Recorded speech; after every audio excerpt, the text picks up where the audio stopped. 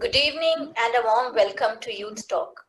Today we are going to discuss an important topic, legal education. We have with us Ms. Lasya Pemaraju, who is a third-year student from Symbiosis Law School, Hyderabad. Her interests lie in the field of IPR and cyber law. She has dealt with intermediary safe harbor guidelines, Information Technology Act, and trademark registrations in the past. Our next speaker is Ms. Rachita Gupta from Ludhiana, Punjab. She has completed her BA LLB 2 years ago and presently working as a research associate.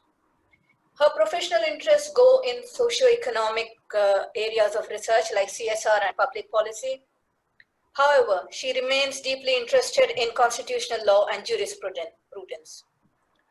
Our final panelist of the day is Ms. Manognya Chetty. She graduated from Nalsar 5 years ago and has worked on multiple short-term projects with various companies in different sectors such as pharmaceuticals, seaport management, and now electricity, largely in the field of commercial contracts. Also, she has studied business studies for a year in France, and in her free time, she helps senior school students with legal studies. A very warm welcome to all our speakers.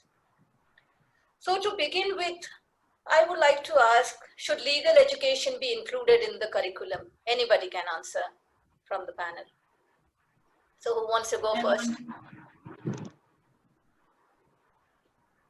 Okay, I will. Okay, Manognya. Hi. Hi. Of course it should be, and one step has been taken already about, 6 years, 7 years ago by CBSE. They've given students an option to go to study legal studies in 11th and 12th grade, as one of the subjects. So that is one step forward, and it definitely should be there. Yeah, Lasya. Well, I feel like law is something that needs to be accessible to every single citizen out there, because I feel like it's very important and it's high time for us to realize, as anybody who's in the field of law, that there's a common man out there who wants proper legal assistance. And while we are there for it, while our field has a very wide array of professionals who are here to take care of the very thing, I feel like there's a little bit of gap, or a little bit of chasm that needs to be bridged for them to understand how this entire field works, because that was me a few years before I joined law school. So that was me before I joined law school. So I feel like making legal education a little more accessible to a common man, while maybe not getting into specifics of it as such, will do the trick. Thank you, Lasya. Rachita. First of all, hello everyone, and thank you, Devika, for organizing the session. And coming to the question, legal education, I feel, can be a very misleading term sometimes. Why? Because legal education, when we think of something like this, we automatically think of, statutes padhne hai, law padhna hai. I hope I can speak in Hindi in between. Yes, you can. You can. All right, then I'll be bilingual. Okay, then. So I think that legal education can sometimes be a misleading term. We can be thinking about just judgments and laws, and that is not something that is required at a school level. While Manognya said very well that it has been a welcome step taken by CBSE to include legal education or legal training for students of class 11th and 12th, but it has been limited to students of humanities. So again, the question of whether legal education should be something that should be included in school curriculum, that is something that must be there before class 10th, for example, so that it's accessible to everybody. And in that, when we come to think of it from that perspective, then I feel that there is quite a bit of legal education that is already imparted to us. It happens in the subject of civics. Civics is what tells us about the legal system. It tells us about the constitution. It tells us about terms such as democracy, republic, what it means. It gives us perspective into legislature, into law making. And that I feel is something that is as intrinsically a part of legal education as reading about specific legal judgments or statutes. And while that requires a more specialized study, I feel that that should be kept to law schools. It would be something like you cannot expect a medical degree to be included in the curriculum itself. No, but you do need education about first aid and education about the human body. And that is something that I think is quite a bit incorporated already. We do study about fundamental rights and duties under our civics subject. And so, yeah, I might be taking a little bit of a controversial point here, but yeah, I do think that legal education as it exists right now is does the work. I do not think we need to add more to the curriculum for students to bear a burden right now. Thank you. Thank you so much for your answer, the panelists. So I would like to know, since we study about basic fundamental rights and duties in our school in our younger days, so what are the other basic laws that we should be aware of early in our life?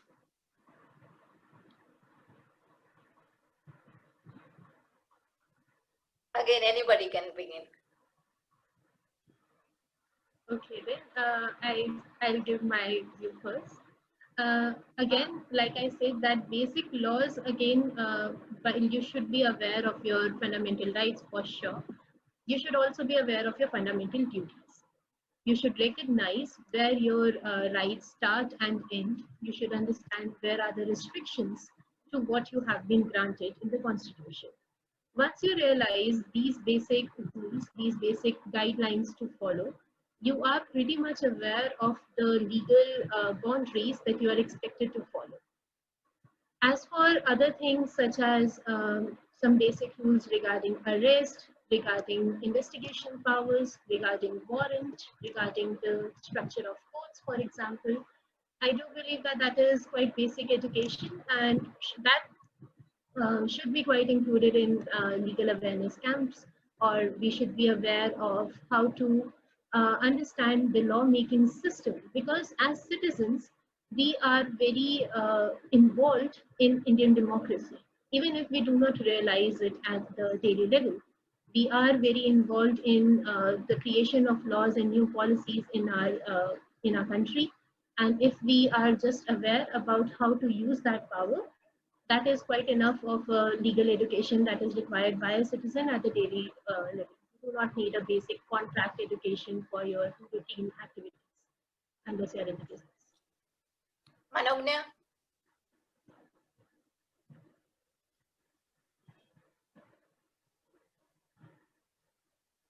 Okay, till Manognya is coming.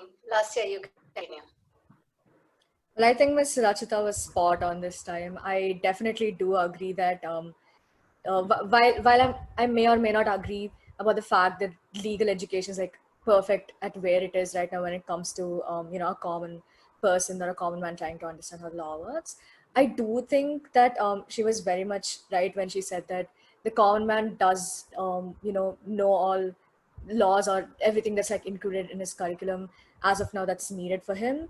And one point that I'd like to add, or I'd like to substantiate from this point of view itself, is that there's this general idea that the mainstream media is trying to target towards the audience, that law is like really inaccessible, or there are rules and there's always some sort of a catch to it, something that you cannot really understand, and that it's not simple as is. But to be very honest, while reading a statute does need in a way some sort of a specialized mindset or some sort of a conscious for you, I do believe that in a sense a common man can go online and look up his rights, look up what he's entitled to when it comes to the basic things that affect him every single day. Like Ms. Rachita already said, you interacting with a police personnel itself, that itself has a lot of rules and a lot of rights that you are entitled to. I feel like that's something that's very much accessible out there right now, and I do not necessarily think that you'll need to actually put your mind to it and think through everything that you do when it comes to a common man trying to understand. Thank you, Lasya. Manognya, are you there? Can you speak next, please?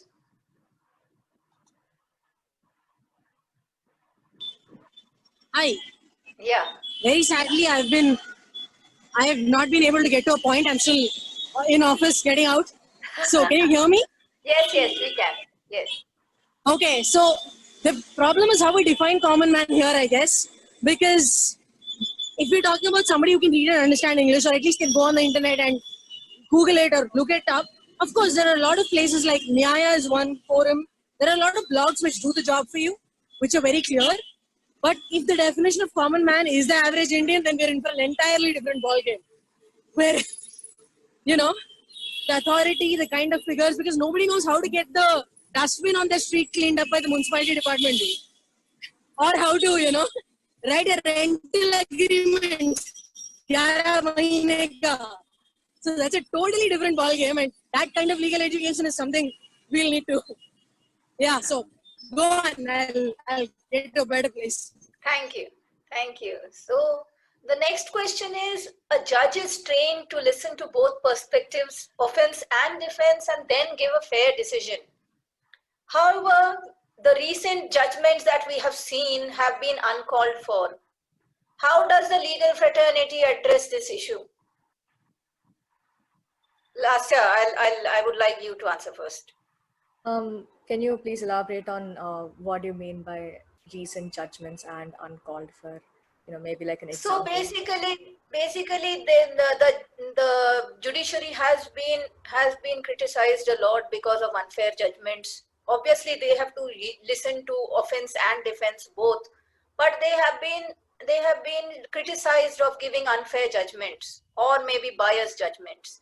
What is your view on this? Being from the legal fraternity yourself, what do you think about it? First of all, Is it fair? first of all, I do not think I'm like even close to trying to understand what goes on a person who's even qualified to be a judge in the first place, whatever goes on their mind. But I do understand this much, that changing times do require new mindsets, do require a lot of progression, do require for you as a person, as a citizen, to understand that there's going to be a lot of dynamic concepts that will surely be introduced. If we're talking about the recent judgments being, for example, the quashing of Section 377, or another recent judgment being, the Sabarimala judgment, when it comes to judgments like that, there's always going to be two sides. The very reason why all of these judgments are even criticized in the first place is when they're brought into the public eye. Most of the time we don't even realize that you know this is something that's happening every day. It's not that there's going to be a judgment that comes out of nowhere in a year or something. Judgments are pronounced every single day. There's verdicts happening every single day. There's a verdict happening right now as we speak. So my point is that judges are not these individual beings who are just sitting there and trying to come up with new tricks or new ideologies that are trying to change the country. I feel like the entire judiciary system is like a set of cogs that's trying to work towards a common goal, which is progression and standing up for justice. So I definitely don't think that the word uncalled for, or the word even just in generally criticizing, is very much apt to the situation right now. But I do understand that for a system to work properly, there needs to be something that criticizes it, and there needs to be something that encourages it at the same time. But once again, I do feel like it's very necessary for a person to understand out there that changing times, and there's going to be new concepts that are introduced. You need to understand how this new concept is relevant to the law that already exists in a way. So yeah. Thank you, Lasya. Rachita, please share your opinion. My opinion is actually quite similar to Lasya's here, and I would like to address the part of the question that asked about how does the legal fraternity address this issue. And while I am not a practicing advocate, I would like to give that disclaimer here. I am not a practicing advocate. I am working as a research associate right now. However, from my perspective, the legal fraternity has been quite graceful and quite eloquent in addressing this issue. I completely agree with Lasya's viewpoints here that it would be rather uncalled for on part of us to say that the Supreme Court has been behaving in an uncalled manner. I do believe that Supreme Court has been showing a lot of thought and a lot of restraint behind dealing with some very sensitive social topics, especially in times of change and modernity. We are very quick to pass judgments as citizens and as aware citizens, especially woke liberals, I guess. Uh, we are very quick to pass judgments. We are very quick to criticize. However, the people sitting in the bench, they are very learned. They are very wise. They do come across. They do have a perspective of a much broader nature than us sitting with our limited perspectives uh, and in many ways a social media bubble. I would like to point out that we are living in an age of misinformation as well and media bombarding, uh, information bombarding. Every day we look at some articles that we ourselves have curated and form our judgments based on this. However, the Supreme Court, the judges, the justices, they are very careful. They have to listen to not just the two sides of the case, but perhaps a lot of shades of gray in between. So while the criticizing the Supreme Court is not something I would agree with, eh, but in terms of how the legal fraternity has addressed, I think legal fraternity has been very careful. It has been showing quite a lot of patience and understanding, and it has addressed wherever it was felt that the judgment could have been more progressive, perhaps. The concerned individuals have petitioned, they have taken the legal course as has been given under the Constitution and under our statutes to address this. Thank you so much. So the next two questions feature focus mainly on the role of media and civil society and its impact on judiciary. So I would like to first ask you, is media trial justified? Does it hamper the integrity of the judiciary? So Rachita, I would like you to begin. A media trial is in no way justified. It is a game of TRP and of views, and justice is not a spectacle. Justice is not an exhibition. Justice requires thought. Justice requires patience, understanding, empathy, and a lot of these values are missing when you are trying to gain views, trying to garner attention. So a lot of sensationalism happens in a media trial, which does hamper or does pose a hurdle in getting to the right perspective, in getting to the just perspective upon the issue. So Thank while you. I would not like to comment, yeah, I'm sorry, I'm taking more time. No, please continue. Yeah. So while I would not like to comment in any way that it hampers the integrity of the judiciary, I do not feel that this is something that we should be allowed to comment upon from our perspectives. But I do agree that these kind of media trials, and particularly the way media has been behaving over a few recent cases, has been very irresponsible, and it has posed a hurdle in collecting evidence, in collecting unbiased perspectives, unbiased witness testimonies. And in that way, it can hamper the entire judicial process. Not it's not particularly commenting upon the ability of the individuals to judge. Thank you, Rachita. Lastly, I would like to hear from you. While Miss Managya and Miss Rachita tried to stay as neutral as possible, I think I'd like to go in that direction, but a little more extreme. I definitely think that any trial that happens outside an actual court of law in itself is you being a little ridiculous by waiving your own rights.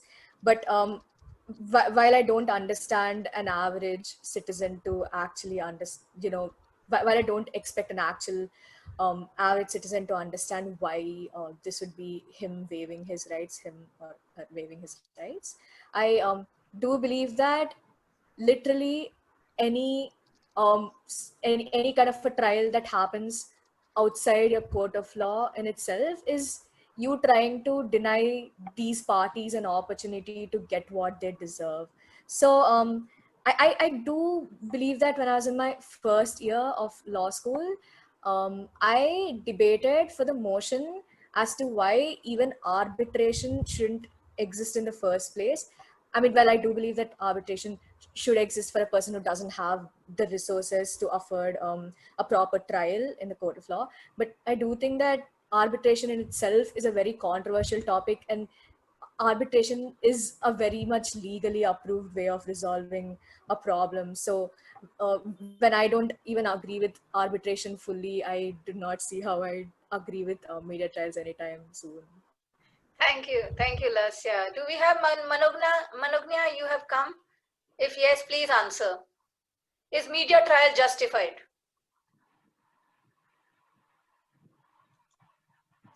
Please unmute. Please unmute. Yeah, sorry. Hi. Yeah, please. So, okay, first let me clear the arbitration thing up. It's of course justified from, okay, think about it from a international.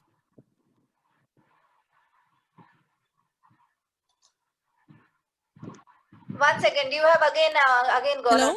Yes, now we can hear you. Yeah, please. Can you hear me? Yes, we can. Can you hear me? Yes, we can. Oh, you know what? I'll join in 10 minutes. You guys go on, I'll join. Like I'll get to a point where I can. Okay, okay. So that is, so we are having a good discussion till now. So I feel this is a very good discussion. So we'll take a break of 5 minutes and again join in the new meeting link. Thank you so much. Thank you so much. So again, we are meeting at 6:45. Yeah. Yeah.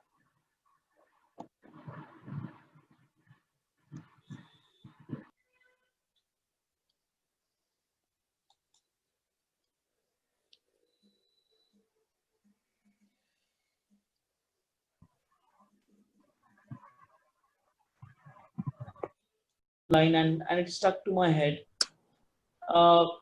Constitution being available in so many languages is important, but how important is the interpretation? Because most of the times interpretation is not there.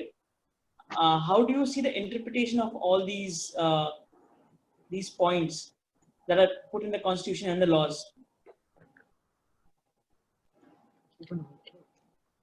So who wants to answer? If you're actually interested enough to know those things, the interpretation of each clause. So when I said, why should we study the Constitution a minute ago, I meant that not every part of the Constitution is relevant for everyday people. Half of it is about the powers of the government and how they need to be curtailed. Again, Faisan's own words. Constitution can also be looked at as a document which curtails the powers of the government, not only gives it. How much right do you have over your citizens and you do not, right? So of course, fundamental rights, maybe fundamental duties, state policies, DPSPs, directive principles, maybe that much. But after a point, I don't think even I or any lawyer for that matter can name every article in the Constitution. Now, when you're talking about interpretation, who is interested? Bottom line is there are very few constitutional lawyers in the first place. Because not every generally the questions of constitution are few and they're dealt with only by High Court and Supreme Court. They don't even come up in the local courts. You know that, right? Only they are eligible to deal with the questions of the Constitution, the question of law. What sort of interpretation of the Constitution do you want the common man to have? And if you're talking about somebody who's as educated as yourself and is interested, there are very simple law commentaries or guides, whatever you want to call them. From, I think the simplest would be something by Sujata or Gogia or whatever, to as complex as you want them to be. I think CY would be the hardest according to me. The most, oh my God, 3 volumes in which, you know, he goes into extreme depth of why, what is there, when it is there. So what level of interpretation of the Constitution are we interested in and why in particular? I hope you have got your answer, Chintan.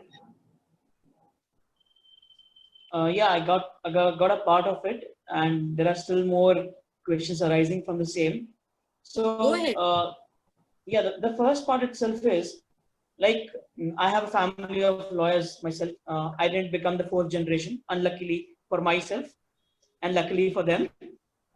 So there are many parts of a law that my grandpa and my dad, like, they have a rebuttal matches over and over. They fight over it, like they can go for 2 hours to think law about it.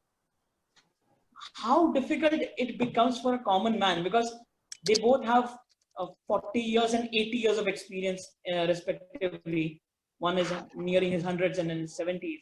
So you can understand, if they are having so many differences, how does a common man understand those differences? Again, why should a common man understand those differences? See, I'll give you a very good example. We are regularly stopped by cops, and I have been using this quite regularly now. Whenever we are stopped by cops, the first thing is they ask us, तुम्हारे पास paper है कि नहीं? And my first question is, क्या आपके पास आपका ID card है कि नहीं? Because that's what I learned from my dad. But how many people do know this part? कि उसको भी दिखाना जरूरी है. If he cannot show, I have to directly ring the 100 number and set a complaint against the person. Again, if he doesn't have a name tag, I can actually complain the same thing. If I didn't know this part, and I have seen a lot of people being scammed. It is basically a scam school in most of the cities outskirts. So how does that affect a person? Because these are very small things that we interact on everyday basis. Right. So exactly. So constitution interpretation has nothing to do with how you deal with a constable or writing a rental agreement, right? These are the things we definitely need to educate people on.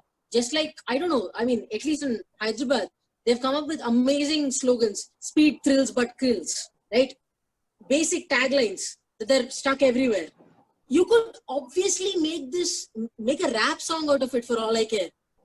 Make sure everybody kind of, gets it, that if the policeman has the right to ask you for your license, you have the right to ask him for his ID too.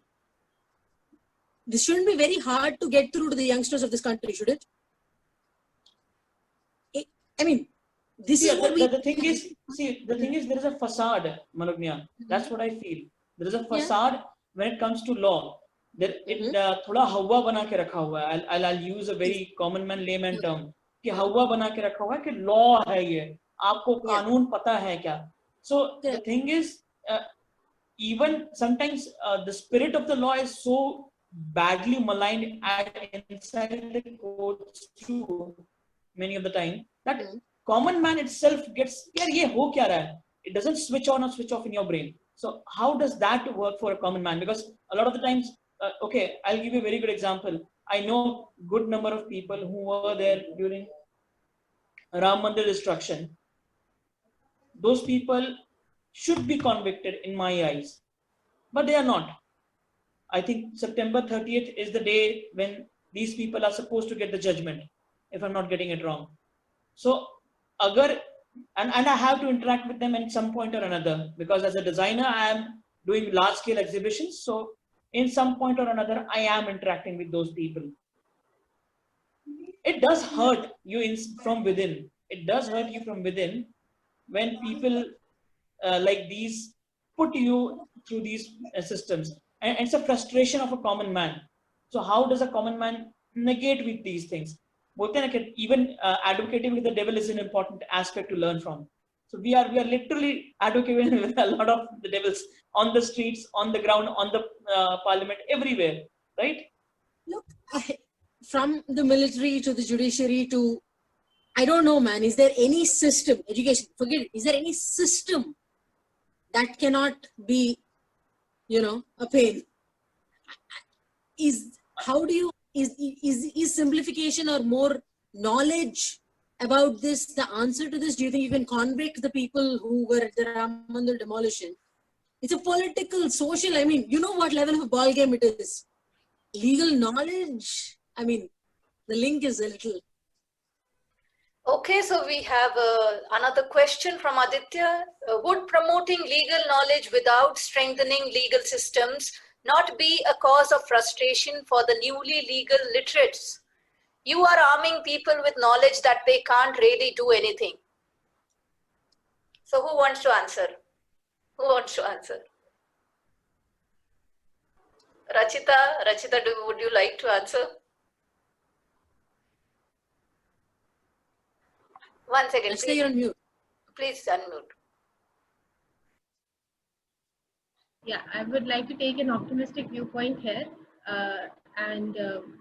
So I think that if you arm people with the knowledge of legal processes or even the legal procedures here and the legal stuff as well, you'll be arming people with the desire to do something about it. You'll be arming people with the, information is the first step towards solving problems. So when you are aware of what is happening in the legal fraternity, what is required, what is the problem there, then only you can do something about it. You can ask your MPs and your MLAs to provide better legal awareness, to make the systems more accessible to the common person. Um, yeah, I'm looking at Minovia's question. Is one of the ways to strengthen legal systems, don't you think? Yeah, it is. It is when you are making people aware, you're making people aware, you're making people more active and more interested in being a part of the system. So that's the first step. It's not a cause for, it can be a cause for frustration, but it is frustration that leads to a purpose. Now, strengthening the legal system, what do we mean by that? Are we talking about more courts, more faster dealing? I mean, define strengthening a legal system. If the strengthening a legal system means that we all actually abide by the law without having to resort to a mechanism, if it means all of us have that civic sense or whatever is required, this is a huge part of it itself.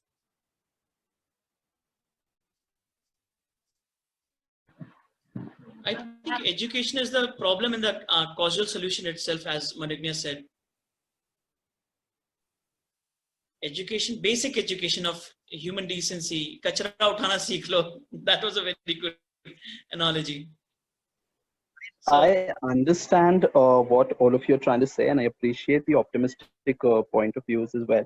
My point was just that what should actually come first, whether you should, I mean, considering the current state of the legal system, and when I say legal system, I mean, the state of pending cases and, people who are still on death row and rotting in jails.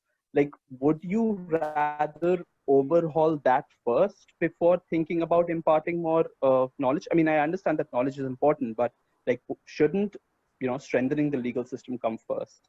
No, honestly, it's chicken and egg, because without people understanding the system or how to utilize it, most of the cases are pending because neither party goes to close the damn case, because that in itself is expensive. It's not even funny anymore. And I work for the government right now. It's hilarious. There are cases filed by our own employees who are working right now and retiring, who, okay, they wanted to bring some pressure on the management for something. Now it's ancient history. That problem is forgotten. We've gotten over, but the case remains pending. On paper, it's there. That's quite a number too. And arbitration is a brilliant solution and needs to be used. Court advised arbitration. I'm not saying send them to cup panchayats, of course. So I don't know. I honestly think the proper utilization of the legal system as it stands, I'm not saying that doesn't need work in itself, of course, but I don't know how you would go about doing that. At the end of the day, Supreme Court is a very, very political institution. The judges, when they retire, want post-retirement appointments. I mean, that's a joke, but there are multiple ways in which it functions with the way it elevates its own judges. The way the system works, there is a lot of complexity there. But on the other hand, you can have the case of USA. Ruth Bader Ginsburg has died. We don't know what the status of the bench is going to be, conservatives versus liberals, and if they'll allow for an appointment. So is there an ideal judicial system? Is an overhaul someday? Is there one way to overhaul it that is going to solve everybody's problems? Is that the only way? I don't know. Okay. So we have another question from Anand. How do fairly educated folks who don't have a degree in law help out people who are under trials, who don't even have the money to pay for their own bill? Is there a way to volunteer in local district courts?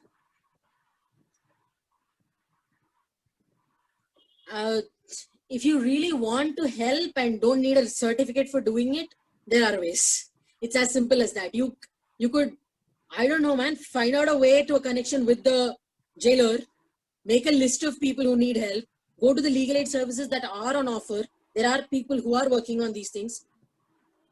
The data, the care, the amount of effort you put in to collect it, connect the right people there are people who want to help. There are people who need help. Be the liaison. That's all you need to do. Thank you. It's Anybody else wants to share their input? I'd like to add to Yes. what Manojna said. There are NGOs, there are a lot of clubs, etc., that are made specially for the upliftment of socially disadvantaged groups, and especially in legal services. So, for example, you'll have a lot of groups that are working for the welfare of women who have been who need legal aid but are not able to get it. So in that way, they are always in need of funds. So if you can help out them monetarily, then you can, of course. If you want to help in other ways, there are other ways. They need help for marketing. They need help for spreading the word. They need help for getting more people to know about their efforts. They'll probably need help from you in networking. So even spreading the word. If you come across such a petition or if you come across such a campaign by an NGO to raise funds for somebody, and if you are spreading the word through your Instagram, through your Twitter, you're spreading the word in your own groups, you are doing your bit. Of course, you can always do more. You can go out and actively seek these campaigns. There's plenty of information to be found on Google if you want to. And but yeah, even if you are doing your little bit, that is already going beyond what you are expected to do. And so, yeah, in a way, you are contributing very well. Thank you. no, honestly, if somebody was really interested, you know that every single person is by default appointed a lawyer if they cannot afford one. You have to have a lawyer. And these lawyers are burdened with so many cases, obviously. It's not like we have a lack of under trial prisoners. It's not like the crunch is very real. So if you can help that person in any way, make a summary of each person's story, forget law. That would be immensely helpful to that person. If you're willing to volunteer at that place, it's more than. But then you should be, I don't know, do you want to go to your local court? Do you want to take part in all of this? Do you have the time, the financial ability, the responsibility, lack of responsibility otherwise in your life? Those things do count. Thank you. Thank you so much. So does anybody else have any other question? Abid, Shreya, do you have any questions? Please to ask.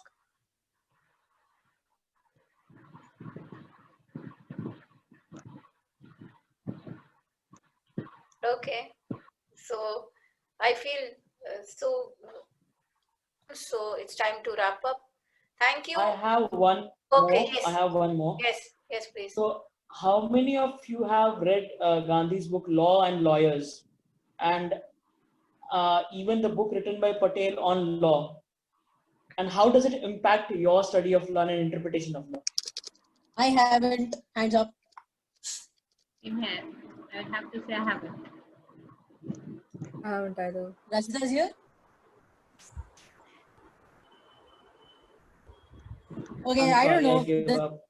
That's all right. No, the things that we have read, I have, not we, obviously. I don't know. I did read a lot of Ambedkar and Gandhi's debates with Ambedkar. Those were the parts that interested me a little more. And on Gandhi specifically, my experiments with truth, I think that's about it. That's before I went to law school, though. More John Grisham's legal fiction, actually. That was more interesting, to be honest, at that point. But later, is there any Some of my law professors would be very appalled at that answer. why did you go to law school? I don't know. Yeah, but I've always wanted to know more about this profession, and I've got that justice streak in me. So yeah, so maybe to realize that. No, mine was my political science textbook and John Grisham. So no. So what was the question you wanted to ask about those books? Maybe you could discuss the point irrespective of not reading the books. Yeah. So no, actually, it is basically how the Constitution was created and how the thought process of Constitution was being talked about. How they use the power of law to get their voices through in many of the political situations. So right now, in our political dilemma, right now, what we are going through, a lot of the works by Gandhi, a lot of works by Gopal Krishna Gokhale, a lot of the works by Sardar Patel will be very important in restructuring our society. So there is one part that Ambedkar speaks in many of his letters to Gandhi. He's really pissed off at in one of the letters. He says that there are two wings of Congress. One is the social wing, other is the political wing. Right now, because the political wing has a lot of mirth, the social wing is deprived of funding. How important is the social wing of Congress, according to you? If it is important, leave the political wing and come for the social importance. And during those letters from 1930 to 1933, Mahatma Gandhi started the newspaper Harijan. That is the story behind it. And how important is the social change with respect to law in today's date? I think Manognya answered this question when she was talking about the that change needs to come into the society along with change into legal statutes. So See, you cannot. Rachita, it's a lot of Both sides battle, of the right? coin, really. It's both sides It's of a the lot coin. of the battles You are there, cannot right? have one without the other. Yeah, and I think there is no correct answer for this question, and it is like you can go to and fro, and you can continuously exchange views about it. So I think it's and thank you so much for being such a wonderful panel, and thank you so much to the lovely audience for being so patient and joining in multiple times to listen to the discussion. I really look forward to your participation in our other talks, and thank you and have a good weekend. Thank you so much. Thank you, everyone. It was lovely to be in this discussion. Abid bhai, thank you for opening the camera. To you. Pardon? No, I said I'd definitely like to talk to Chintan later. Yeah, definitely. Oh yes, sure. You can connect. Sure. I think you'll have a lot more. Answers. So Manognya, what do you think about media trials? Is it justified? Yeah, sorry. Is it justified, or does it hamper the working of the judiciary? All right. So I was talking about adjudication for a minute before. No, it's not about cutting one off or anything like that. It's very clear. Arbitration is something that's incredibly important because the courts simply do not have the bandwidth to deal with all the cases that are coming through, nor the technical knowledge. You cannot expect a judge to be able to adjudicate cases that are purely related to pharmaceuticals, where they don't know any of biology, or electrical law, when there are multiple phases like that. It does not make sense. And international commercial arbitration, of course, going to the court system does not make sense when you have to deliver things, right? That's one bit. Arbitration for criminal cases does not exist and should not exist. I absolutely agree. Okay, when you want to talk about media trial, there's a very interesting article called Talk Tick by a judge of South African court called Albie Sachs. So the point is, it's not TikTok, it's Talk Tick. In anybody's head, when you hear a case, you form a judgment. You be a judge, you be a random person. It's just natural, instinctive. And then you go through the law and see, when you're a judge and you've read the law and you've been, implementing it, or as a lawyer, your intuition is far more likely right than compared to a common man. But the bottom line is, it is from an intuition that anything starts, right? The basic judgment. Media trials, are they right or not? Now think about the jury system for a second. In extremely famous cases, O.J. Simpson is the general case that's quoted in the American system, but even here we had Nanavati, right? And they made a movie out of it too. So there are circumstances where that's why we abolished the jury system, so that there is an impartial judge who does not get affected by political opinion. Do you think there is a way out of media trials? Can we avoid them? I don't think so. Can we say media is not important? It is the fourth pillar of the damn thing, right? The democracy, so-called. There is no way we can not have a media trial. I don't see how, especially with the advent of social media. Media was bad enough, but now how do you plan to? And the one small advantage is that with social media, each and every single person, once they're famous, at least because of the trial, they also get to say whatever they want to the entire public. At least, that power is at least a little more balanced. Smartphones, you don't even have to be able to speak a language or anything like that. You can still manage. That's there. I don't think there's an option. I mean, you can vilify media trials all you want, but is there a way out? Thank I mean, you. don't we all do it when we were talking about Umar Khalid or whoever? Yes. Who we support, who we stand against, we stand against. It's Correct. an inherent bias in judgment that we make. How Correct. do we get out of this? With people. Correct. So, Correct. if it's possible for the entire country to go after a woman because of a person's suicide and forget about the actual problems that are happening, if that is a good enough distraction, fairly futile. Huh? Thank you. Thank you for the sharing your perspective. So the next question for all of you is laws have several sections, subsections, and it is very difficult to comprehend. The common man cannot comprehend the laws. So how does the legal fraternity plan to educate the public in order to avoid misinterpretation of laws? Rachita, would you like to answer, please? Actually, I would like to hear Manognia's answer first. Because Okay. she's in the field. Okay, Manognya, you go first. All right. Okay. I guess I'm the oldest here, not youth anymore, but okay. So, assuming you have a certain amount of literacy and access, I think it is possible today because of, like I said, few NGOs or, legal systems that are, Nyaya is a forum, for example, and I'm sure there are many more. There are policy, I can follow them on Instagram and Facebook right now, which are trying to simplify these things. As long as you have a certain high school or whatever level of education and interest in these things, I think there's a lot of effort being made towards doing that. And Ministry of Human Resource Development also tried. And very funnily, 10 years ago, I was a part of, as a first year student in law school, we were trying to make torts or basic cases and videos. It went nowhere. But yeah, even the government did want to try. And on the other hand, it is happening, definitely. And when you say, see, there's a small, the way you phrased it, you said interpreting it. There is, lawyers fight over interpretation. After 60 years of studying law, they fight over interpretation. Okay. So that's not something that's ever reaching a common man. Let's only talk about the basic rules, the basic understanding. At least how do you get that fellow to clean the dustbin? How to make a rental agreement? This much. This is all I want at this point. Thank you. Lasya, what are your views on it?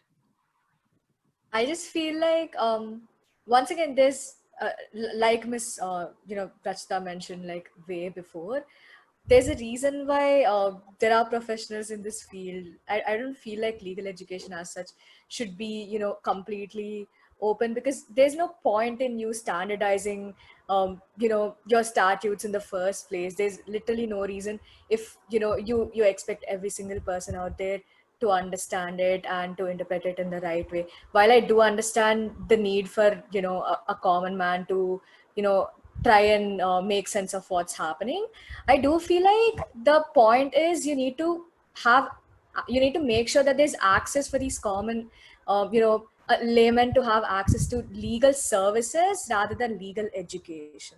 So that's how legal professionals who are in the field, who are very well versed with everything, can help you out through these legal services rather than you trying to help yourself out through the very limited access you have with legal education.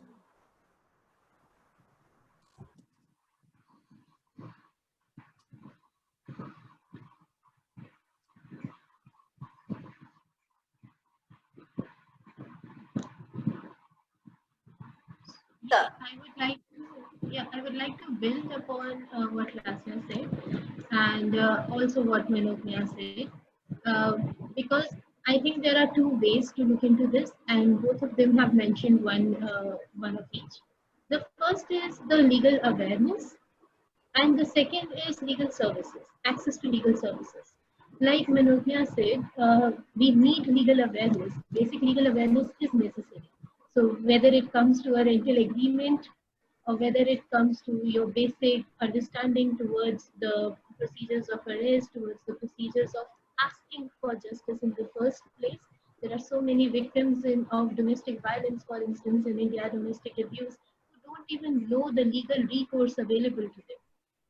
So in that case, in those cases, legal awareness is very important. Are you aware of the options available to you? Are you aware of your rights? Are you aware of the process that you need to follow to access those rights? In those cases, for that kind of legal awareness, you do need public education. And just like Manodya said, there have been a lot of efforts made for this. I can tell from my own anecdotes, just like Manodya was part of, video making, strategies. I was a part of Nukkad Nataks. So we performed Nukkad Nataks from as a part of a college, multi-college thing. We went to villages. We talked about drug rehabilitation. We went and talked to domestic abuse victims. We went to transgender activists, etc., and helped them in finding legal recourses available to them. So all those ways in which you can provide people with the awareness of their legal options is also a part of legal education. Secondly, like Manogya said, that we need to make legal education, basic legal education, accessible to the people who are already literate, educated, and privileged in the society. So in those ways also, there are a lot of blogs, there are a lot many social media accounts, Instagram, Twitter. One of the few that I follow is Bar and Bench. They do a very good job at breaking down Supreme Court judgments. They do a very good job at educating the common people about the basic laws, and especially about the new bills that are coming up in order to spread awareness regarding these things. And secondly, the point that last time mentioned very well is the access to legal services. So again, we don't just need to train the common man to understand legal system. We first need to train the lawyers themselves to talk to the common people. It happens in every profession, I feel. If you are not articulate enough to be able to explain the complexities of your profession, the nuances of what you are doing to a common person, then somewhere you are failing as a professional. Your job as a professional is not just to do your work, but also to convey your work to the people who don't understand it. So while we need to educate, we need to make the public aware about these things. We also need to make the lawyers, the legal professionals, aware about how to spread the word and the nuances of the process. Thank you to all of you for such a lovely answer. Manogya, I think you want to add something. Please unmute and say. Yeah. I'm sorry, I keep. So the one thing I wanted to say was, yes, when we talk of legal, see, the one thing that she mentioned previously was domestic violence, for example. Dowry, whatever you want to talk about. Is the problem so much that people don't know the law, or is the problem so much that people don't have access to the law? Or is it that the societal framework that we live in makes the law redundant and irrelevant? Most times, things go right not because the law says. 90% of law is what is followed, and only 10%, 1% enforcement in our country. I don't think even 1% enforcement is possible. If 99% of the people don't agree with what the law says, how much does it matter what the law says again? So if it's possible for us to bring any education from that perspective, it's a lot more valuable than educating people about statutes. I mean, in effect, we are more governed by our social mores, what our peers think of us, what we're respected for, than what the law is going to do, because the law is not going to do anything to a common man 99% of the time. Now, if you are disadvantaged enough to belong to certain sections of society and all of that, then that's a that's a different ballgame. But I think social mores play a much larger role. And no, you cannot say this is the problem of sociologists, this is the problem of anthropologists, or this is the problem of some other godforsaken entity. It's Yeah. So legal education as such becomes redundant without it. Thank you, Manogya, for adding your points. Now, a final question before we go to the presentation by Mr. Ramaswamy. Final question, and a very important one. Should the Constitution of India be available in regional languages of India? And if it can be done, what steps should be taken?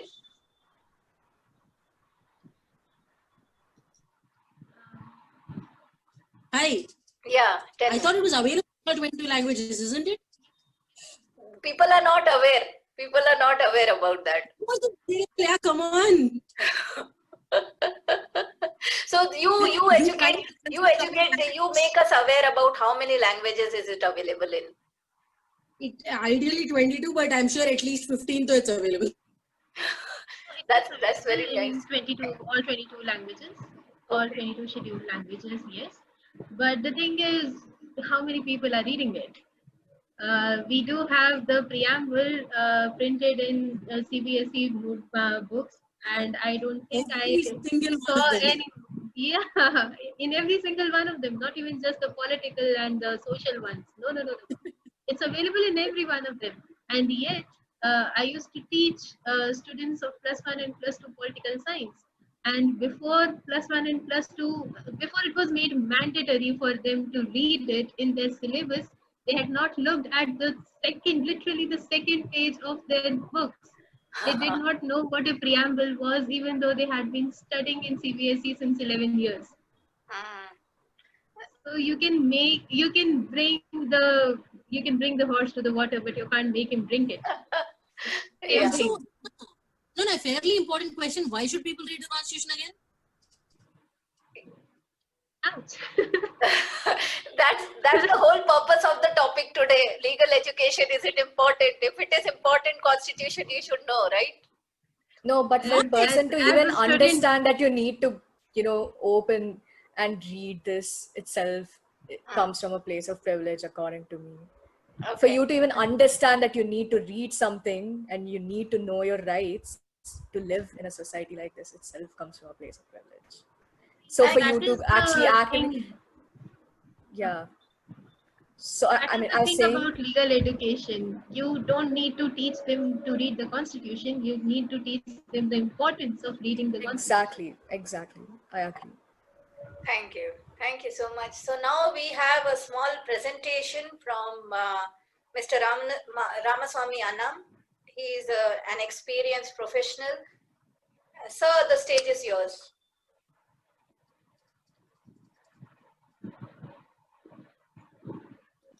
Yeah, we can hear you. We can hear you. Okay, can you see me? Wait. Is that possible or not? Or you can put my slides. Sure. This is year 2020 and I was born in 62. So I'm basically 68. Just my life journey is, born in Tenali, Hyderabad, etc. But 69 was a milestone year for me, wherein just keep the thing. I'll tell you when to go ahead. Sure. Is that fine? Yes. Is that fine? Yes. Yeah. Yes, it is. 69 was a landmark year for us, wherein my father shifted from Hyderabad to Delhi to start his practice in Supreme Court. So this is just to tell you, I am a vakil and a vakil ki aulad, So law is in my blood. So from 69 to 79 was a big decade, when I was growing up, and our house was half a lawyer's office, so with his library, with his books and his, a lot of things, preparing material which used to be submitted in the courts, etc. So that was the time my dad used to say, we were three brothers and my father said he has a dream that all of us should become lawyers and join with him. So I was, preparing myself to, this is dad's wish. And why not, if dad is a lawyer, we'll also become lawyers and we'll get a ready-made practice to follow on, our future is safe. But then, I went through a phase from 79 when I finished my class 10th and, so that's when, the premises of the Supreme Court of India became a karma bhumi. So I used to spend half my day in my dad's office, chamber, though I was doing my schooling, etc. But that was again a year wherein I realized, there are some differences between me and my father. We were on a totally different page. In fact, we were never on the same book also. I said, yeah, why, create trouble for yourself? And that's when I tried to tell him, boss, I may not do my law, etc. I will take a different route. He was not very happy, but he let me do. So 79 to 89 was again an interesting phase wherein, I said, okay, I'm branching out. And I went and did my BCom and MCom and CA and CFA. But while during that courses, I was exposed to all these corporate laws, whether the Companies Act and so many other things, various acts which a BCom and a MCom student and a CA, CFA student does. So the financial law, SEBI rules, etc., everything was done. So and I did make my own career separately. But the fact that, you know, there was always an inner urge inside me that I should do my law also. So believe it or not, in 95, 96, I did enroll into a law program while I was doing my job. I took a evening program and did a LLB, etc. So while I was doing my LLB, I thought of, you know, why not continue it and do my LLM also. So in 98, I was about to get an admission into the, you know, the LLM program of Osmani University, but there was some communication gap. I did go for my selection and interview. So there was some miscommunication. I was waiting outside the room to be called, and the interviewers were waiting for me to come, and they waited, you know, we lost an hour, and they thought I'm not coming, and they closed the admission. So I lost out. But still that was there in me that I should do my LLM. So 15 years later, in 2013, I gave my CLAT and got into Nalsar, where I could do my LLM program. And that's where Manogana became my batchmate also, you know. So we did close to a year together, attending few common classes, etc. But then that was the end of it. You know, 13, 14, I finished my LLM, got my degree with from the President of India, the then President, Mr. Pranab Mukherjee, etc. So this was my life journey. So in 2013, I finished it, and at this age of 58, again, I'm trying to get into my, PhD program. This 2021, I would have tried, but because this COVID thing has completely destabilized the admission process. So maybe if not this year, next year, I'll try. So why I'm telling this life journey is, you know, I do feel legal education is sometimes important, you know, if you can get into. And I was just listening to what others you were all saying. Yes, not everybody is privileged enough to understand the whole gamuts of law, but some part of it one should know, because if, you know, there used to be a saying that ignorance of law is no excuse. And when it comes, I've seen people doing deep studies, especially when it's related to their case. Like if you look into it, you know, one of the most classic case, Manogana, can we go to the next slide where we are? Yeah, you can go to the next slide. So this was my story about Nalsar. You can skip the slides about Nalsar. Yeah, this is, you can, yeah, this one. So yeah, just keep here. So this is a classic case, you know, where recently it was in news because I think on September 6th or 9th, Mr. Keshavananda Bharti died. Now, please remember, Mr. Keshavananda Bharti is from the religious front. He was a pontiff. And at the age of 29, in 1973 or so, he started a case which started in 1970, final judgment came in 73. You know, like a person with a religious background, he had done so much deep study about the laws which were affecting him. And he fought a big battle. And after some time, he moved out and it became a larger battle. And various aspects of law were completely re-looked at. So this was a 13-judge bench which came into, you know, play its role. It was a verdict of 7-6. So 7 people agreed for it and 6 people did not agree. And one of the classic things which happened over in this was, it was a battle between the court and the parliament, and a lot of things are there. It's a very classic book to be read by, I would say, by most of the law students, and even common citizens should read about it, because it does affect some aspects of the law. And it was, you know, many questions of the constitution was raised. I was just listening to what others were saying. I would say, and every Indian citizen should make a conscious effort to read the constitution, because that's what binds us, me with you and me with the land, me with the governments and everything. You know, if I have to be part of India, I should know the laws of the land. And one of the most important laws is constitution. And I would say, you know, and it's a very freely available also. It's not very costly to pick up a constitution.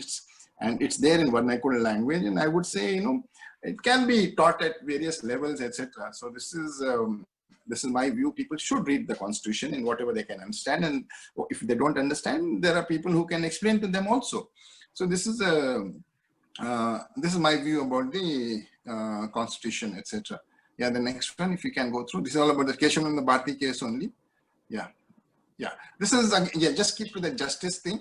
You know, this is one important aspect of our life. You know, we all want that justice should be done to us. Our right should be protected.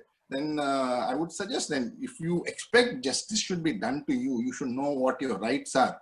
And if you want to know what your rights are, you should also know what your duties are, because, you know, your rights is nothing but the duties of the other person, and your duties are nothing but, if you follow your duties, you are protecting the rights of the other person. So you have to, everything said and done in a civilized society, even irrespective of whatever literacy levels we have, there has to be a clear understanding of your rights and duties and rules and regulation, what you're supposed to follow. You cannot say, I'm not aware of the rules, you know. So as I keep saying, ignorance of law is no excuse at all. You have to understand, you know. And so these are one book, nice book, you know, which is, of course, it's very highly loaded, but people can pick up something related to what exactly you mean by justice, and, you know, something like that, and what is fairness, and a lot of things, you know. And so this is something which I thought I'll share. The next one, if we can go through.